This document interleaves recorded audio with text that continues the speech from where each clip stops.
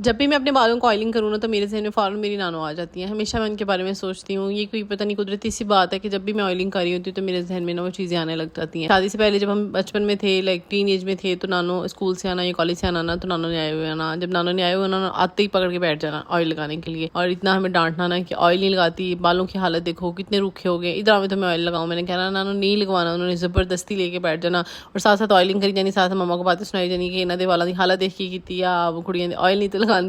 तो अम्मी ने कहना कि ये लगवाती रही। जब तक तो भी हमारे हेयर्स अम्मी के हाथों में रहे ना, तो अम्मी ने कस के ऑयल लगा के चुटिया बना के रखना, और इतने अच्छे से हमारे बाल अम्मी ने बना देने ना कि चुटिया खोलने की हमें परमिशन ही नहीं होती थी। फिर जब 7, 8, 9 में आ गए तो फिर वो अपनी थोड़ी सी मर्जी के दिखाने लगे कि नहीं जी ऐसे नहीं करना तो वैसे नहीं करना। जैसे स्कूल टाइम में हमें 2 छुट्टियाँ करके स्कूल भेजती होती थी, और फिर जो है ना उसके बाद बाल बस पीछे की पीछे जाते। ऑयलिंग के मामले में मैं ज़रा स्लो हूँ, तो खैर बस ऑयलिंग वगैरह फ्राइडे पे मेरी रूटीन अब मैंने बनाई हुई है अपनी और मिन्हा की दोनों की। मैंने फ्राइडे पे ऑयलिंग कर लेनी होती है, सुबह को उठकर फिर पूरा दिन काम वगैरह करते हैं ना, तो फिर दोपहर के टाइम जो है ना शावर वगैरह कर लेते हैं। तो यहाँ पर मैंने अपना चिया सीड जो है वो पिए, और साथ में मैं ये फक्की बोलेंगे इसको, ये खा रही हूँ कि मुझसे ना भूख मर के जो है ना वो वाला नहीं किया जा रहा था, बहुत स्ट्रिक्ट डाइट मुझसे फॉलो नहीं होती। तो मैं फिर ये कर लेती हूँ कि साथ में मैं अपना पोर्शन कंट्रोल करने लग जाती हूँ। अब इस फक्की के साथ में चिया सीड वाटर डेली ले रही हूँ, एप्पल साइडर विनेगर ऐड करके, और ये मैंने साथ में खाना शुरू किया। साथ में मैंने पोर्शन को कंट्रोल किया है, ठीक है, खा सब कुछ रही हूँ बट थोड़ा थोड़ा खा रही हूँ। ये है कि फास्ट फूड और जंक फूड इस तरह की जो चीज़ें हैं इनको ज़रा अवॉइड कर रही हूँ। राइस भी खा रही हूँ, रोटी भी खा रही हूँ, सब कुछ खा रही हूँ, पर यह है कि पोर्शन कंट्रोल करके खा रही हूँ। तो यहाँ पर मैंने ये बहुत अच्छा ब्लेंडर है यार, इसने मेरे मैं कहती हूँ बहुत आसानी कर दी है। जब से मैं इसको यूज़ कर रही हूँ ना मुझे मज़ा आ गया। मतलब डेली बेसिस पे आपने चीज़ें चॉपिंग वगैरह करनी हो, विद इन सेकंड्स जो है ना ये चॉप कर देता है। ये मैंने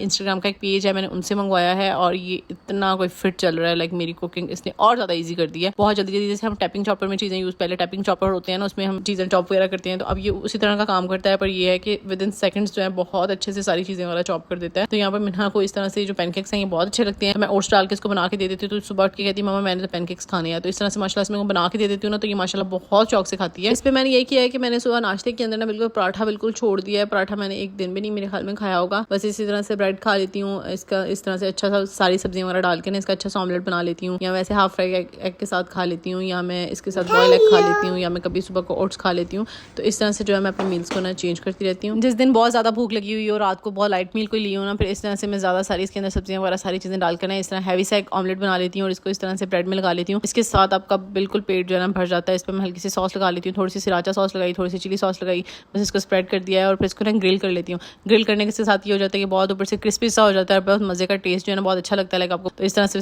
करके ना तो फिर अपने नाश्ते को कंप्लीट किया यहाँ पर हम लोगों ने। उसके बाद मेरा पार्सल आया हुआ था, ये काफ़ी दिन से आया हुआ था। मैं ना फ्राइडे मेरी कोशिश होती है कि हर फ्राइडे पे मैं बेडशीट चेंज कर दूँ, और उसके दरमियान में अगर कोई दिन आ जाए ऐसा कि बेडशीट बहुत गंदी हो जाए तो फिर मैं उसको चेंज कर देती हूँ। वैसे जो ज़्यादातर है मैं फ्राइडे बेडशीट चेंज करती हूँ। ये वाला बेडशीट का सेट मैंने एस्पायर बेडिंग से मंगवाया था, बहुत ही प्यारा। ये जो पहले मैंने बेडशीट बिछाई हुई थी इसका बहुत सी लड़कियों ने मुझसे पूछा, ये मैंने एप्रीकोट से मंगवाई थी। अच्छा, इसकी स्टिचिंग बहुत अच्छी थी जो मैंने एप्रीकोट से मंगवाई थी, और इसकी स्टिचिंग थोड़ी मुझे इतनी मजे की नहीं लगी, जगह जगह से धागे निकल रहे थे जो मैंने कट किए, और बेडशीट का साइज भी मुझे थोड़ा छोटा लगा है। लाइक अगर आपके इस तरह फिक्सिंग वाला मैट्रेस नहीं है, दूसरी चादर है ना, मतलब दूसरी तरह से मैट्रेस पड़ा हुआ है ना, तो ये फिर बहुत ज्यादा पूरी आएगी। हालांकि मैंने ये जो है ना इसका किंग साइज सबसे लार्ज वाला जो था वही मंगवाया था, पर यह है कि फिक्सिंग वाला मैट्रेस था तो इजीली आ गई है। बाकी जो एप्रीकोट की बेडशीट है वो तो बहुत जबरदस्त है। मुझे ना मतलब कि उसका जो है कि स्प्रेड बहुत अच्छा लगता है। इस पर पूरे से इस तरह से सिलाइयां लगी हुई हैं जो कि अब जितना मर्जी इसको वॉश कर लेंगे खराब नहीं होता। इसको मैं 3-4 बार वॉश कर चुकी हूँ। इसके साथ मैं पहले भी एक बेडशीट यूज कर रही हूँ, लाइक वो मुझे तीसरा साल हो गया और उसका स्प्रेड बिल्कुल खराब नहीं हुआ। इसके अंदर जो है पॉलिस्टर भरा हुआ है, ये थोड़ा सा मतलब कि विंटर्स में भी हल्का फुल्का मौसम जैसे चेंज होगा उसमें भी चल जाएगा, और समर्स में भी चल जाएगा। बस बेडशीट चेंज की मैंने को शावर वगैरह करवा के मैंने इसको बालों में हल्का सा सीरम लगा देती हूँ, तो बिल्कुल बालों के एंड्स पे उससे ये हो जाता है कि इसके बाल आपस में उलझते नहीं है, और इसको कॉम करना आसान रहता है, और बच्चे फिर ना छिड़ते भी नहीं, और बाल वैसे भी सॉफ्ट रह जाते हैं। ये जो क्रीम जेल है ना, ये मतलब कि अगर आपके बाल मेरी तरह बेबी है ना, तो फिर आप चाह रहे हैं हल्के हल्के से खुद से कर जाए, आपको आयरन से कर्ल वगैरह ना करने पड़ेंगे, आपका स्ट्रेट करने का मोड नहीं है, तो फिर आप ये ट्राई करें। सबसे पहले आपने इसको अच्छे से लगा के बालों में ना इस तरह से बस फिंगर्स के आपने पूरे बालों के एंड्स पे लगा लेना, और फिर इस तरह फिंगर से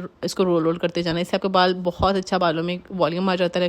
अगर बहुत कर्ली से हो जाते हैं बालों में प्रॉपर आपके कर्ल्स हो जाती हैं, जो कि बस उसको डालकर मैं कर्ल्स फिंगर के साथ थोड़ा सा सेट करके अगर वैसे भी आप लगा के छोड़ देना फिर भी बहुत अच्छे कर्ल्स हो जाते हैं बालों में। फिर मेकअप जल्दी से किया, सारा मेकअप हल्का हल्का किया, नेल पेंट जो थी वो मेरी खराब हुई तो उसको फ्रेश किया, हल्की सी झुमकियां पहनी, परफ्यूम लगाया। इस तरह के देखें ये बाल हो जाएंगे। अब यहाँ पे मेरे बाल पूरी तरह से ड्राई नहीं थे, अभी थोड़े थोड़े गीले थे, पर ये है कि इसमें देखें इस तरह वेव्स आना शुरू हो गए थे, कर्ल्स आना शुरू हो गए थे, क्योंकि मेरे बाल बहुत ज्यादा स्ट्रेट नहीं है, बेबी से हैं, तो फिर मैं इस तरह से कर्ल कर लेती हूँ तो फिर बहुत अच्छे लगते हैं। बस ये सारी चीजें करके तैयार श्यार होकर फिर मैं आ गई सीधा किचन में। मैंने आज बनानी थी स्टीम चिकन। उसकी जो है ना मैंने चिकन पहले से ही मैरिनेट करके रखी हुई थी, और इसको मैंने फॉइल पेपर के अंदर रैप कर दिया, पानी मैंने उबलने के लिए रख दिया था हल्की सी आग पे जब मैं नहाने के लिए गई हूँ। तो बस फिर इसके अंदर मैंने स्टैंड लगाया, स्टैंड लगा के फॉइल पेपर से अच्छे से कवर किया, ऊपर बटर पेपर लगाया, और इसको मैंने स्टीम होने के लिए रख दिया। मैंने कहा कि मजेदार सा पुदीने का रायता बनाती हूँ, उसके लिए मैंने बस इसी चॉपर के अंदर हरी मिर्चें डाली, पुदीना डाला, हरा धनिया डाला, तो इसको को मैंने चॉप कर लिया, थोड़ा सा दही डाल के ना इतने अच्छे से सारी चीज़ें, चॉपिंग वाला काम भी बहुत अच्छे से कर देता है, ब्लेंडिंग वाला काम भी बहुत अच्छे से कर देता है। यहाँ पे रायता तैयार हो गया था, उसको मैंने क्रिंग क्रैप करके फ्रिज में रख दिया। साथ में मैंने बनाना था इसके मटर पुलाव, तो मैंने कहा जल्दी से साथ में पुलाव की तैयारी शुरू कर देती हूँ। प्याज मैंने हल्के से स्लाइसेस में काट कर उसको मैंने कलर देने के लिए रख दिया। साथ ही मैंने टमाटर और हरी मिर्चें वगैरह सारी जो है ना कट कर ली। प्याज को मैंने ना ज्यादा गोल्डन कलर नहीं दिया था क्योंकि मुझे बहुत लाइट सा कलर चाहिए था। उसमें मैंने सिंपल गरम मसाला, हल्दी, नमक और थोड़ा सा बिरयानी मसाला डाला। मिन्हा को सुला के इतने में मिन्हा भी उठकर आ गई, तो बस साथ में इसको सोकर बच्चा, एक तो जब उठ जाता है ना तो फिर बच्चा आधा घंटा तो बच्चे का मूड सेट होने में लग जाता है ना। यहाँ पर चिकन मैंने स्टीम के लिए रख दिया। सिस्टर की कॉल आ गई और उससे मैं बात करने लग गई और मुझे यकीन जाने वक्त का अंदाजा ही नहीं हुआ कि कैसे हमारा टाइम गुजर गया। 1 घंटा और 15 मिनट चिकन को लग गए, जो कि चिकन को मैंने सिर्फ 45 मिनट देने थे और ये इतना ज्यादा कुक हो गया था कि टच करने से टूट रहा था। बड़ी मुश्किल उठा के मैंने इसको इस तरह ऑयल डाल लिया उसके अंदर कलर देने के लिए और अच्छा सा टेस्ट देने के लिए कि बाहर से क्रिस्पी हो जाए अंदर से सॉफ्ट। फिर मैंने इसको निकाला और फिर बस हम लोगों ने इसको एंजॉय किया। ये बहुत ही मजे का बना था। अल्लाह ताला का बहुत बहुत शुक्र अदा किया। तब तक के लिए जी मिलते हैं अगले व्लॉग में। अपना बहुत सा ख्याल रखिएगा। अल्लाह हाफिज।